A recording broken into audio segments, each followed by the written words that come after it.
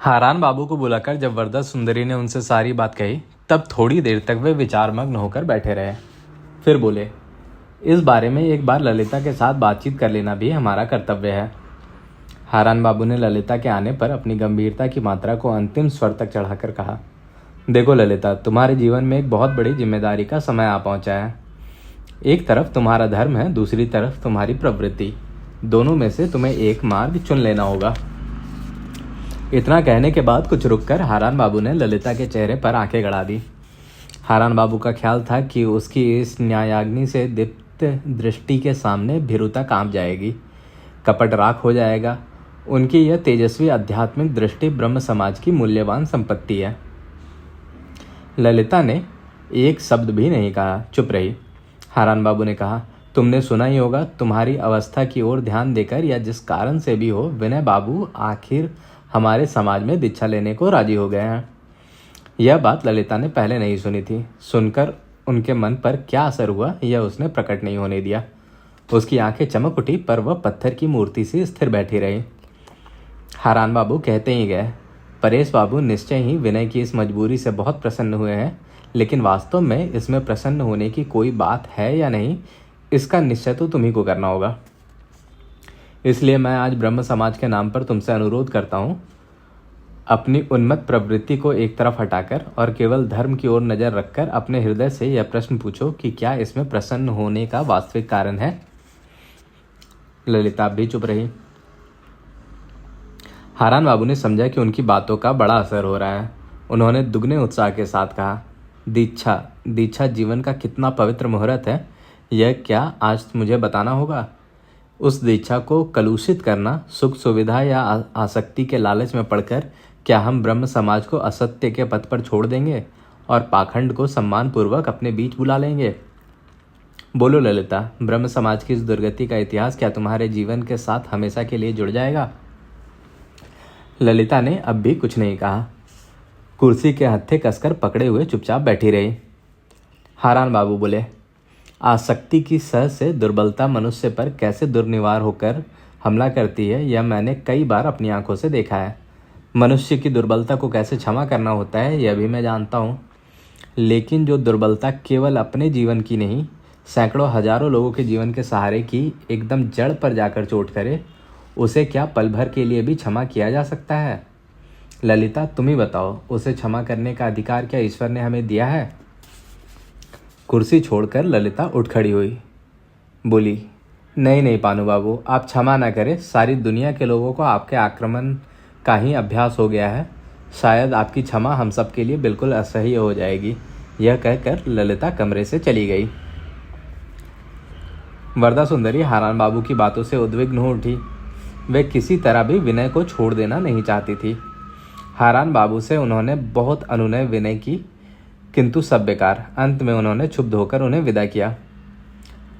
वरदा सुंदरी की समस्या यह थी कि वे ना तो परेश बाबू को अपने पक्ष में कर सकी और ना हारान बाबू को ही। उन्होंने ऐसी अवस्था की कभी कल्पना भी नहीं की थी। एक बार फिर हारान बाबू के बारे में वरदा सुंदरी की राय बदलने का समय आ गया था। दीक्षा लेने का मामला जब तक विनय के सामने धुंधला सा ही दिखाई देता था, तब तक वह बड़े जोर शोर से अपना संकल्प उगल रहा था। लेकिन जब उसने देखा कि उसके लिए उसे ब्रह्म समाज में आवेदन करना होगा और हारान बाबू से भी सलाह ली जाएगी, तब इस खुले प्रचार की विभीषिका से वह अत्यंत कुंठित हो उठा। वह कहाँ जाकर किसके साथ सलाह करे यह नहीं सोच सका। आनंदमयी के पास जाना भी उसे असंभव जान पड़ा। सड़क पर घूमने की शक्ति भी उसमें नहीं थी। वह अपने सूने घर में ऊपर के कमरे में जाकर तख्तपोश पर लेट गया। शाम हो गई थी। नौकर अंधेरे में बत्ती लेकर आया तो विनय उसे मना करने ही जा रहा था कि नीचे से उसने तेज आवाज में पुकार सुनी, विनय बाबू, विनय बाबू। विनय की जान में जान आई, मानो मरुभूमि में प्यासे को पानी मिल गया। इस हालत में सतीश को छोड़कर दूसरा कोई उसे आराम न पहुंचा सकता। विनय की शिथिलता दूर हो गई। कहो भाई सतीश, क्या हुआ। वह लपककर बिस्तर से उठा और जूता पहने बिना ही तेजी से सीढ़ियां उतर गया। विनय ने देखा, नीचे सीढ़ियों के सामने छोटे आंगन में सतीश के साथ वरदा सुंदरी भी खड़ी है। फिर वही समस्या, वही चकचक। घबराया हुआ सा विनय सतीश और वरदा सुंदरी को ऊपर के कमरे में ले गया। वरदा सुंदरी ने सतीश से कहा, सतीश तू जा, थोड़ी देर जाकर वहां बरामदे में बैठ। सतीश के इस निरस निर्वासन से दुखी होकर विनय ने उसे तस्वीरों वाली कुछ पुस्तकें निकाल कर दी और अपने साथ वाले कमरे में बत्ती जलाकर बिठा दिया।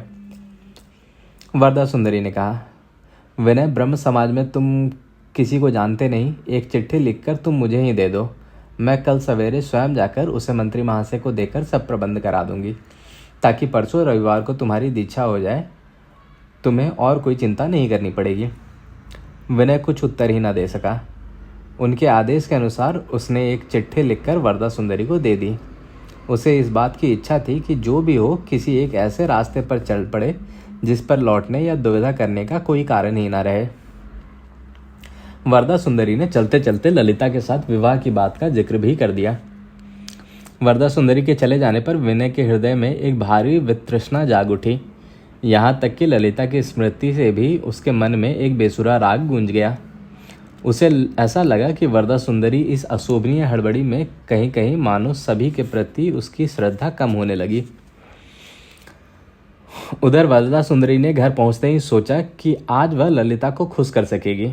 यह उन्होंने निश्चयपूर्वक समझ लिया था कि ललिता विनय को चाहती है, इसलिए तो उसके विवाह की बात को लेकर समाज में इतनी चर्चा थी। इसके लिए स्वयं को छोड़ वरदा सुंदरी और सभी को दोषी मानती थी। उन्होंने पिछले कुछ दिनों से ललिता से बोलना भी लगभग बंद कर दिया था। इसलिए आज जब बात कहीं किनारे लगती दिखाई पड़ी, तब ललिता को यह जताकर कि ऐसा उन्हीं के कारण संभव हो सका, वरदा सुंदरी संधि करने को आतुर हो उठी। ललिता के बाप ने तो सब कुछ मिट्टी ही कर दिया था। ललिता खुद भी विनय को सीधा ना कर सकी और पानू बाबू से भी कोई मदद नहीं मिली। अकेली वरदा सुंदरी ने ही सारी गुत्थी को सुलझा दिया। हाँ, 5-5 पुरुष जो नहीं कर सकते, एक अकेली औरत कर दिखाती है। घर लौटकर वरदा सुंदरी ने सुना ललिता जल्दी ही सोने चली गई थी। उसकी तबीयत ठीक नहीं थी। मन ही मन वह हंसकर बोली, मैं अभी तबीयत ठीक किए देती हूँ। हाथ में बत्ती लिए अंधेरे शयन कक्ष में जाकर उन्होंने देखा ललिता अभी सोई नहीं थी, एक तकिए के सहारे अधलेटी पड़ी थी। ललिता फौरन उठ बैठी और बोली, माँ तुम कहाँ गई थी? उसका स्वर तीखा था। उसे यह खबर मिल चुकी थी कि माँ सतीश को लेकर विनय के घर गई थी। वरदा सुंदरी ने कहा, मैं विनय के यहाँ गई थी। क्यों? मन ही मन वरदा सुंदरी को गुस्सा आया। ललिता समझती है कि मेरा उससे कोई बैर है, अकृतज्ञ कहेगी। वे बोली, यह देखो क्यों। कहते हुए विनय की वह चिट्ठी उन्होंने ललिता की आंखों के सामने कर दी। चिट्ठी पढ़कर ललिता का मुंह लाल हो उठा। वरदा सुंदरी ने अपनी बहादुरी जताने के लिए बढ़ा चढ़ा कर कहा, यह चिट्ठी क्या विनय से सहज ही लिखाई जा सकी? वह दावे के साथ कह सकती है कि यह काम किसी और से नहीं हो सकता था। ललिता दोनों हाथों से मुंह ढककर लेट गई। वरदा सुंदरी ने समझा उनके सामने अपने हृदय का आवेग प्रकट करने में ललिता सकुचा रही है। वे कमरे से बाहर चली गई। दूसरे दिन सवेरे चिट्ठी लेकर ब्रह्म समाज जाने के लिए तैयार होने पर उन्होंने देखा वह चिट्ठी किसी ने फाड़कर टुकड़े टुकड़े कर दिया। तीसरे पहर सुचरिता परेश बाबू के पास जाने के लिए तैयार हो रही थी कि नौकर ने आकर खबर दी, एक बाबू आए हैं। कौन बाबू? विनय बाबू है? नौकर ने कहा, नहीं, बहुत गोरे लंबे चौड़े एक बाबू है। चौंक कर सुचरिता ने कहा, बाबू को ऊपर के कमरे में लाकर बिठाओ। आज सुचरिता ने क्या कपड़े पहन रखे थे, कैसे पहन रखे थे, इसकी ओर अब तक ध्यान नहीं दिया था। अब शीशे के सामने खड़े होने पर उसे अपनी पोशाक बिल्कुल पसंद नहीं आई, लेकिन बदलने का समय भी कहाँ था। कांपते हाथों से आंचल और बाल इधर उधर से ठीक करके धड़कते हुए हृदय से सुचरिता बैठने के कमरे में जा पहुंची। उसकी मेज पर गोरा की रचनावली पड़ी हुई है, यह बात उसे याद नहीं रही थी, और ठीक उसी मेज के सामने कुर्सी पर गोरा बैठा हुआ था। किताबें बेशर्मी से ठीक गोरा की आंखों के सामने बिछी थी। उन्हें ढकने या हटाने का कोई उपाय नहीं था। मौसी आपको देखने के लिए बहुत दिनों से उत्सुक है, मैं उन्हें खबर दे आऊं, कहकर सुचरिता उल्टे पांव लौट गई। अकेली गोरा से बातचीत करने का उसमें साहस ना था। कुछ देर बाद वह हरिमोहिनी के साथ लेकर आई। कुछ दिनों से विनय से हरिमोहिनी गोरा के मत, विश्वास और निष्ठा की और उसके जीवन की बातें सुनती आ रही थी। उनके कहने पर बीच बीच में सुचरिता दोपहर को उन्हें गोरा के लेख भी पढ़कर सुनाती रही थी। यद्यपि वे सब लेख ठीक ठीक से नहीं समझ पाती थी और उनसे उन्हें नींद आने की भी सुविधा हो जाती थी। फिर भी मोटे तौर पर इतना वे समझ सकती थी कि गोरा शास्त्र और लोकाचार का पक्ष लेकर आजकल की आचारहीनता के खिलाफ लड़ रहा है। आधुनिक अंग्रेजी पढ़े लिखे लड़के के लिए इससे ज़्यादा अचरज की तारीफ की बात और क्या हो सकती है। जब उन्होंने ब्रह्म समाजी परिवार के बीच पहले पहल विनय को देखा था, तब विनय से ही उन्हें यथेष्ट तृप्ति मिली थी। धीरे धीरे उसका अभ्यास हो जाने के बाद जब उन्होंने अपने घर पर विनय को देखा, तब उसके आचार की कमियां ही उन्हें ज़्यादा अखरने लगी। विनय पर वे बहुत कुछ निर्भर करने लगी थी, इसलिए उसके प्रति उनका धिक्कार भी प्रतिदिन और तीव्र होता जाता था। इसलिए गोरा की प्रतीक्षा वे बड़ी उत्सुकता से कर रही थी। एक नज़र गोरा की ओर देखकर ही हरिमोहिनी चकित हो गई। हाँ, यह होता है ब्राह्मण, जैसे बिल्कुल होम की अग्नि हो, जैसे साक्षात सुब्रकाय महादेव। उनके मन में ऐसे भक्ति रस का संचार हुआ कि जब गोरा उन्हें प्रणाम करने के लिए झुका, तब उसे ग्रहण करते हुए झिझक गई। हरिमोहिनी ने कहा, तुम्हारी बात बहुत सुनती रही हूँ बेटा, तुम ही गौर हो। गौर ही तो हो, वह जो कीर्तन के बोल है, चांदेरा अमिया सने चंदन बंतिया गो के मंजिल गुरार देह खानी। वह आज आंखों से देख लिया। कैसे तुम्हें कोई जेल में डाल सका, मैं तो यही सोच रही हूँ। हंसकर गोरा ने कहा, आप जैसे लोग अगर मजिस्ट्रेट होते तो जेल में सिर्फ चूहे और चमगादड़ ही रहते। हरिमोहिनी ने कहा, नहीं बेटा, दुनिया में चोर जुआरों की क्या कमी है, लेकिन मजिस्ट्रेट की क्या आंखें नहीं थी। तुम कोई ऐसे वैसे आदमी नहीं हो, तुम तो भगवान के आदमी हो। यह तो तुम्हारे चेहरे की ओर देखने से ही पता लग जाता है। जेल है, इसलिए क्या किसी को भी उसमें भर देना होगा? बाप रे, यह कैसा अन्याय है। गोरा ने कहा, आदमी के चेहरे की ओर देखने से उन्हें कहीं भगवान का रूप ना दिखाई दे जाए, इसलिए मजिस्ट्रेट लोग सिर्फ कानून की किताब की ओर देखकर ही फैसला करते हैं। नहीं तो लोगों को कोड़े, जेल, काला पानी, फांसी की सजा देकर क्या उन्हें नींद आती या कुछ खाते बनता? हरिमोहिनी ने कहा, मुझे तो जब भी फुर्सत मिलती है राधा रानी से तुम्हारी किताबें पढ़वा कर सुनती हो। कब तुम्हारे अपने मुंह से अच्छी अच्छी बातें सुन सकूंगी, इतने दिनों से यही साध लगाए बैठी थी। मैं मूर्ख अनपढ़ औरत हूँ, बड़ी दुखिया हूँ, सब बात समझा भी नहीं सकती और सब बातें चित्त भी नहीं लगा सकती। पर बेटा, तुमसे कुछ ज्ञान पा सकूंगी, इसका मुझे पूरा विश्वास है। गोरा ने उनकी बात का खंडन नहीं किया, चुप रह गया। हरिमोहिनी बोली, बेटा, तुम्हें आज कुछ खाकर जाना होगा। तुम जैसे ब्राह्मण लड़के को मैंने बहुत दिनों से नहीं खिलाया। आज जो कुछ है उसी से मुंह मीठा कर लो, लेकिन और एक दिन के लिए तुम्हें मेरा निमंत्रण पक्का रहा। इतना कहकर हरिमोहिनी खाने की कुछ व्यवस्था करने चली गई तो सुचरिता को फिर घबराहट होने लगी। एकाएक गोरा ने बात शुरू कर दी, विनय आपके यहाँ आया था? सुचरिता ने कहा, हाँ। गोरा ने कहा, उसके बाद मेरी विनय से भेंट तो नहीं हुई, लेकिन मैं जानता हूँ कि वह क्यों आया था। गोरा कुछ रुका, सुचरिता चुप रही। गोरा ने कहा, आप लोग जो ब्रह्म मतानुसार विनय का विवाह करने की कोशिश कर रही हैं, यह क्या अच्छा कर रही हैं? इस ताने से सुचरिता के मन में लज्जा और संकोच की जड़ता एकाएक दूर हो गई। उसने गोरा के चेहरे की ओर आंख उठाते हुए कहा, ब्रह्म विवाह को मैं अच्छा ना समझूं, आप क्या मुझसे यही आशा करते हैं? गोरा ने कहा, आपसे मैं किसी छोटी बात की आशा नहीं करूंगा, यह आप अवश्य जानती ही होंगी। जितनी आशा संप्रदाय के लोगों से की जा सकती है, आपसे मैं उससे कहीं ज़्यादा की आशा करती हूँ। किसी एक गुट की संख्या बढ़ा देना ही जिन ठेकेदारों का काम होता है, आप उस स्तर की नहीं है, यह मैं यकीन से कह सकता हूँ। मेरी इच्छा यही है कि आप अपने आप को सही से ही जानें, दूसरे 4-6 लोगों के बातों में आकर अपने को छोटा करके ना देखें। आप केवल किसी एक गुट की सदस्य भर नहीं है, यह बात आपको अपने मन में बहुत स्पष्ट करके समझ लेनी होगी। सुचरिता अपने मन की सारी शक्ति इकट्ठा करके संभल कर बैठ गई। वह बोली, आप भी क्या किसी गुट के ही व्यक्ति नहीं हैं? गोरा ने कहा, हाँ, मैं हिंदू हूँ। हिंदू तो कोई गुट नहीं हुआ, हिंदू तो एक जाति है। यह जाति इतनी विशाल है कि इसका जातित्व किसमें है यह किसी परिभाषा में बांधा ही नहीं जा सकता। समुद्र जैसे उसकी लहर नहीं है, वैसे ही हिंदू कोई गुट नहीं है। सुचरिता ने कहा, हिंदू अगर गुट नहीं है तो इसमें इतनी गुटबंदी क्यों होती है? गोरा ने कहा, किसी आदमी को यदि मारने जाए तो वह अपना बचाव क्यों करता है? उसमें प्राण है, इसलिए तो। सब तरह के आघात सहकर तो पत्थर ही चुप पड़ा रह सकता है। सुचरिता ने कहा, जिसे मैं धर्म कहकर मानती हूँ, उसे अगर हिंदू आक्रमण करना समझे तो ऐसी हालत में आप मुझे क्या करने को कहेंगे?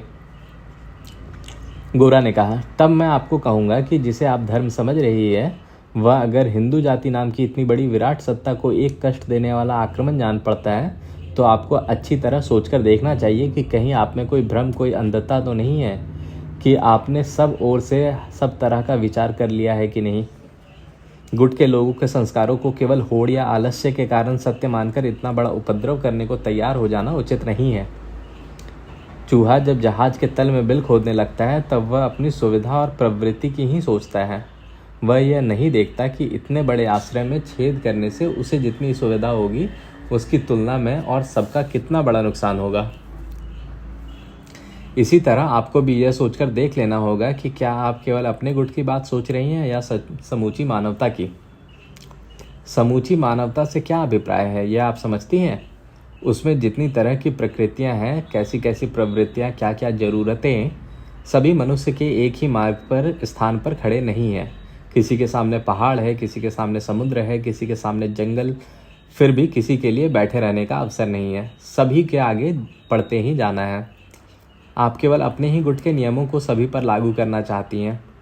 आंखें बंद करके मान लेना चाहती हैं कि मनुष्यों के बीच कोई वैचित्र्य नहीं है। सभी ने केवल ब्रह्म समाज की बही में नाम लिखने के लिए संसार में जन्म लिया है। तब फिर जो दस्यु जातियां दुनिया की सभी जातियों को युद्ध में पराजित कर अपना एक छत्र राज फैलाने में ही दुनिया का कल्याण समझती है, जो अपनी ताकत के गुरूर में यह नहीं मानती कि दूसरी जातियों की विशेषताएं भी विश्व के हित के लिए मूल्यवान है, उनमें और आप में अंतर ही क्या रह गया। सुचरिता थोड़ी देर के लिए सब बहस और तर्क भूल गई। गोरा के गंभीर स्वर की आश्चर्यजनक प्रबलता ने उसके सारे अंतःकरण को झंझना दिया। गोरा किसी एक बात को लेकर बहस करता रहा है, यह जैसे वह भूल ही गई। उसके सामने केवल इतना ही सत्य रह गया कि गोरा बोल रहा है। गोरा कहता गया, भारत के 20 करोड़ लोगों के आपके समाज ने ही नहीं बनाया। इन 20 करोड़ लोगों के लिए कौन सा मार्ग उपयोगी है, कौन सा विश्वास, कौन सा आचार उनकी भूख मिटाएगा, उन्हें शक्ति देगा, यह तय करने का भार जबरदस्ती अपने ऊपर लेकर इतने बड़े भारतवर्ष को आप क्यों एक साथ सपाट समतल कर देना चाहती हैं? इस असंभव काम में जितनी अड़चन आती है उतना ही आप लोगों को सारे देश पर गुस्सा आता है, अश्रद्धा होती है। जितना ही आप जिनका हित करना चाहते हैं उससे अधिक घृणा करके उसे पराया बना देते हैं। फिर भी आप यह मानना चाहते हैं कि जिस ईश्वर ने मनुष्य को विचित्र ही बनाया है और विचित्र ही रखना चाहा है उसी की आप पूजा करते हैं। अगर सचमुच आप लोग उसी को मानते हैं तो उसके विधान को आप लोग स्पष्ट क्यों नहीं देख पाते? अपनी बुद्धि, अपने गुट के अहंकार में क्यों उसका वास्तविक अभिप्राय नहीं ग्रहण करते? कुछ भी उत्तर देने की चेष्टा ना करके सुचरिता चुपचाप गोरा की बात सुनती जा रही है। यह देखकर गोरा के मन में करुणा उपजी। थोड़ी देर रुककर उसने धीमे स्वर में कहा, मेरी बातें शायद आपको कठोर जान पड़ेंगी, लेकिन मुझे एक विरोध पक्ष का आदमी समझकर मन में विद्रोह का भाव न रखें। मैं अगर आपको विरोध पक्ष का समझता तो कोई बात न कहता। आपके मन में जो एक स्वाभाविक उदार शक्ति है वह गुट की सीमा में बंधी जा रही है, इससे मुझे दुख होता है। सुचरिता के चेहरे पर लाली फैल गई। वह बोली, नहीं नहीं, आप मेरी बिल्कुल परवाह ना करें, आप कहते जाइए, मैं समझने की कोशिश कर रही हूँ। गोरा ने कहा, मुझे इसके सिवा और कुछ नहीं कहना है कि भारतवर्ष को आप अपनी सहज बुद्धि से, सहज मन से देखें, उसे प्रेम करें। भारतवर्ष के लोगों को आप यदि केवल अब्रह्म मानकर देखेंगी तो उन्हें विकृत करके देखेंगी और उनकी अवज्ञा करेंगी, तब उन्हें बराबर गलत ही समझती रहेंगी। जहाँ से देखने पर उन्हें संपूर्ण देखा जा सकता है वहाँ से उन्हें आप देखेंगे ही नहीं।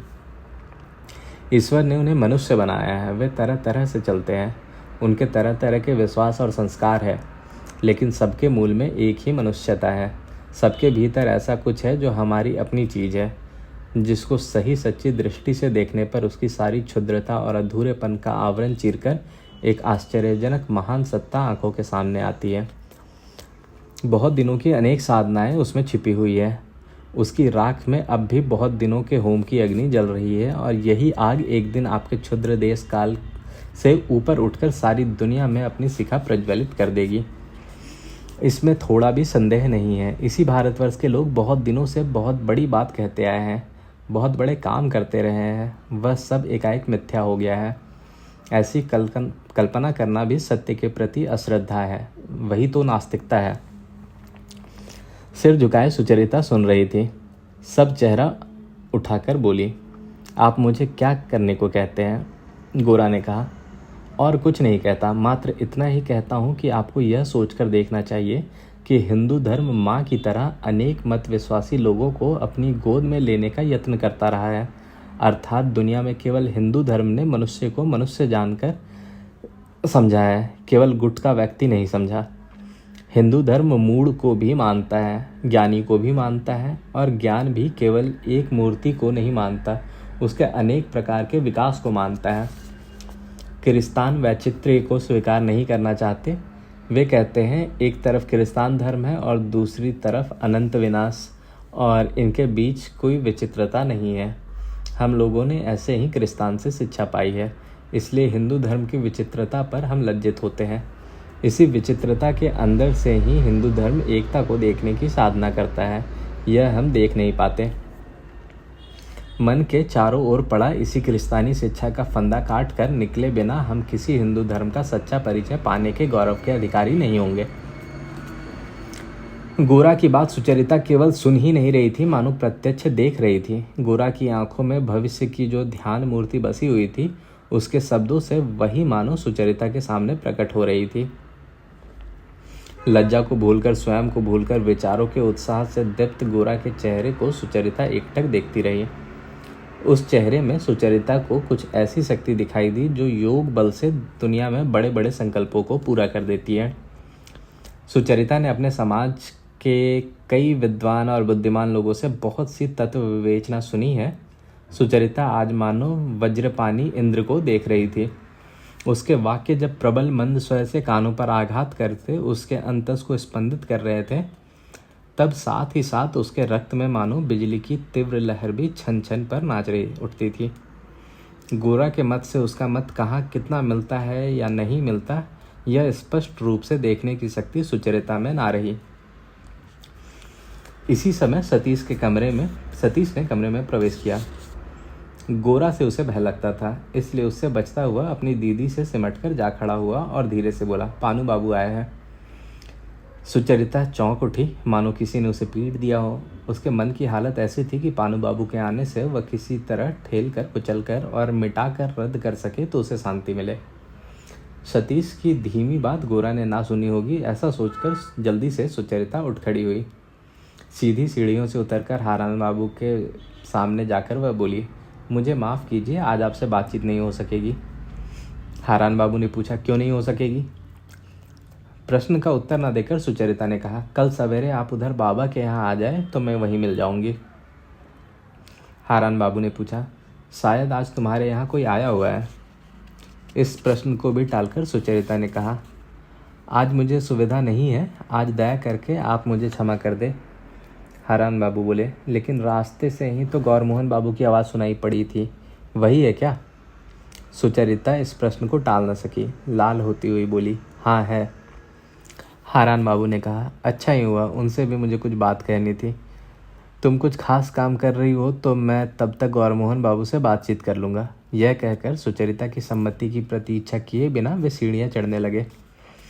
कमरे में पहुंचकर सुचरिता ने पास खड़े हारान बाबू को देखे बिना सीधे गोरा से कहा, मौसी आपके लिए कुछ जलपान तैयार करने गई है, मैं ज़रा उन्हें देखाऊं। यह कहकर वह तेजी से चली गई। हारान बाबू गंभीर चेहरा बनाकर एक कुर्सी पर बैठ गए। हारान बाबू ने कहा, कुछ दुबले दिखाई दे रहे हैं। गोरा ने कहा, जी हाँ, कुछ दिन दुबले होने के लिए ही उपचार चल रहा था। हारान बाबू ने स्वर कुछ नम्र करके कहा, तभी तो आपको बहुत कष्ट भोगना पड़ा। गोरा ने कहा, जितनी आशा थी उससे अधिक तो नहीं। हारान बाबू बोले, आपसे विनय बाबू के बारे में कुछ बातचीत करनी है। आपने शायद सुना होगा, अगले रविवार को वह ब्रह्म समाज में दीक्षा लेने का आयोजन कर रहे हैं। गोरा ने कहा, नहीं, मैंने तो नहीं सुना। हारान बाबू ने पूछा, आपकी इसमें सम्मति है? गोरा ने कहा, विनय ने तो मेरी सम्मति नहीं मांगी। हारान बाबू ने कहा, आप क्या समझते हैं, विनय बाबू सच्चे मन से यह दीक्षा लेने के लिए तैयार हुए हैं? गोरा ने कहा, जब वह दीक्षा लेने को राजी हुए हैं तब आपका यह प्रश्न बिल्कुल निरर्थक है। हारान बाबू बोले, प्रवृत्ति जब सबल हो उठती है तब हम यह सोचकर देखने का अवकाश ही नहीं पाते कि हम क्या विश्वास करते हैं और क्या नहीं करते हैं। आप मानव चरित्र तो जानते ही हैं। गोरा ने कहा। नहीं, मैं मानव चरित्र के बारे में अनावश्यक चर्चा नहीं करता। हारान बाबू ने कहा। मेरा मत और समाज आपसे भिन्न है, लेकिन मैं आपका सम्मान करता हूँ। मैं निश्चय ही जानता हूँ कि आप में जो विश्वास है वह सही हो या मिथ्या, कोई प्रलोभन आपको उससे डिगा नहीं सकता। लेकिन बात काटकर गोरा ने कहा, मेरे लिए आपने यह बात जो जरा सा सम्मान बचा रखा है, उसका ऐसा क्या मूल्य है कि उससे वंचित होकर विनय का कोई भारी नुकसान हो जाएगा। दुनिया में अच्छाई बुराई नाम की चीज़ अवश्य है, लेकिन उसका मूल्य अगर आप अपनी श्रद्धा और अश्रद्धा के आधार पर लगाना चाहें तो लगा ले, किंतु फिर सबको वही मानने को ना कहें। हारान बाबू ने कहा। अच्छा, खैर इस बात का निर्णय अभी ना भी हो तो कोई हर्ज नहीं, लेकिन मैं आपसे पूछता हूँ, विनय जो परेश बाबू के यहाँ विवाह करने का प्रयत्न कर रहे हैं, आप क्या उसमें बाधा नहीं देंगे? लाल होते हुए गोरा ने कहा। हारान बाबू, विनय के बारे में ये सब बातें क्या मैं आपके साथ कर सकता हूँ? आप जो हमेशा मानव चरित्र की बात लिए रहते हैं, तो आपको यह भी समझना चाहिए कि विनय मेरा बंधु है, और अगर वह बंधु आपका बंधु नहीं है। हारान बाबू बोले, इस मामले में ब्रह्म समाज का भी संबंध है, इसलिए मैंने यह बात उठाई। नहीं तो? गोरा ने कहा। लेकिन मैं तो ब्रह्म समाज का नहीं हूँ, मेरे लिए आपकी इस दुश्चिंता का क्या मूल्य है? इसी समय सुचरिता कमरे में आई। हारान बाबू ने उससे कहा, सुचरिता, तुमसे मुझे कुछ खास बात कहनी है। यह कहने की कोई ज़रूरत हो ऐसा नहीं था।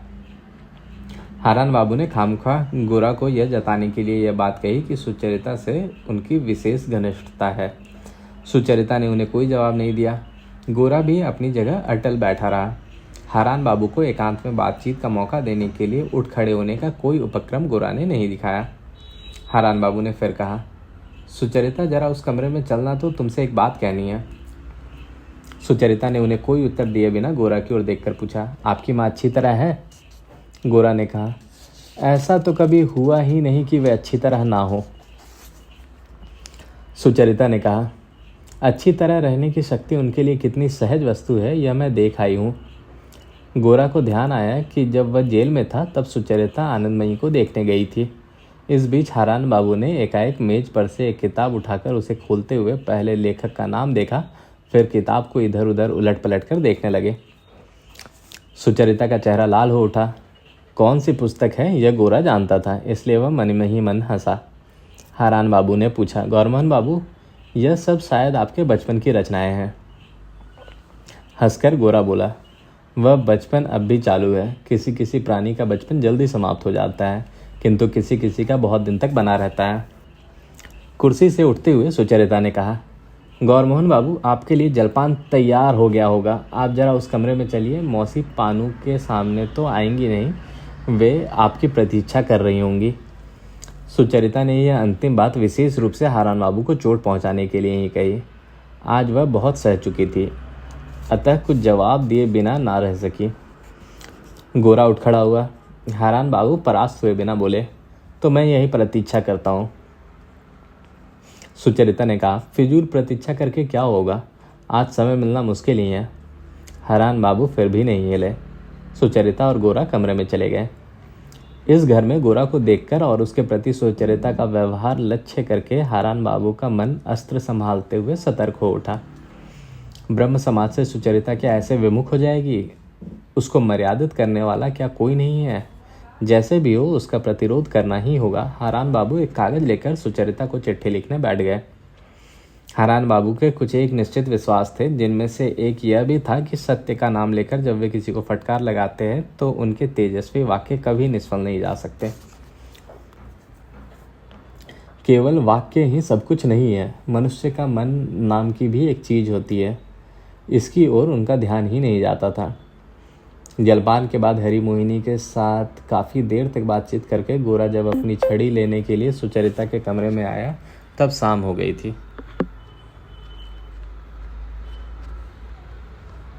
सुचरिता के डेस्क पर एक बत्ती जल रही थी।